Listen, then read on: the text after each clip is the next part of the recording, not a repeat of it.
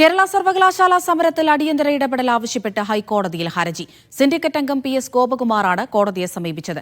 സമരങ്ങൾ സർവകലാശാലയുടെ ദൈനംദിന പ്രവർത്തനങ്ങളെ ബാധിക്കുന്നതായും പ്രതിഷേധ സമര പരിപാടികൾക്ക് വിലക്കേർപ്പെടുത്തണമെന്നുമാണ് ഹർജിയിലെ ആവശ്യം.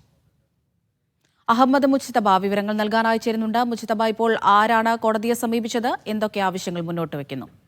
അവരുടെ നേരത്തെ തന്നെ സർവകലാശാലയിലെ വിഷയങ്ങളുമായി ബന്ധപ്പെട്ട്, പ്രത്യേകിച്ച് രജിസ്ട്രാറുടെ സസ്പെൻഷനുമായി ബന്ധപ്പെട്ടൊക്കെ ഹൈക്കോടതിയിൽ ഹർജി വന്നതാണ്. ആ ഹർജി പിന്നീട് സിൻഡിക്കേറ്റ് ഈ വിഷയം താൽക്കാലികമായി പരിഹരിച്ചതിനെ തുടർന്ന് ആ ഹർജി പിൻവലിക്കുകയും ചെയ്തു. അന്ന് തന്നെ ഹൈക്കോടതി സിംഗിൾ ബെഞ്ച് വലിയ വിമർശനം ഈ വിഷയത്തിൽ ഉന്നയിച്ചിരുന്നു. എന്തായാലും ഇന്നിപ്പോൾ BJP അനുകൂല സിൻഡിക്കേറ്റ് അംഗം, BJP നോമിനേറ്റഡ് അംഗമാണ് PS ഗോപകുമാർ. അദ്ദേഹമാണ് ഹൈക്കോടതിയെ സമീപിച്ചിരിക്കുന്നത്.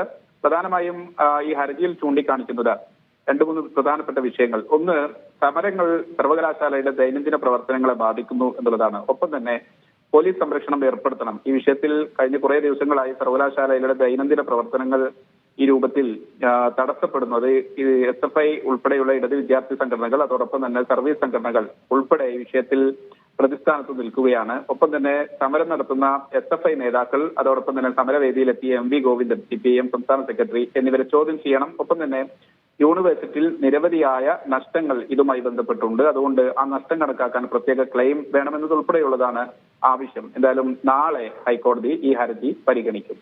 അമൃത. ശരി മുജ്തബ.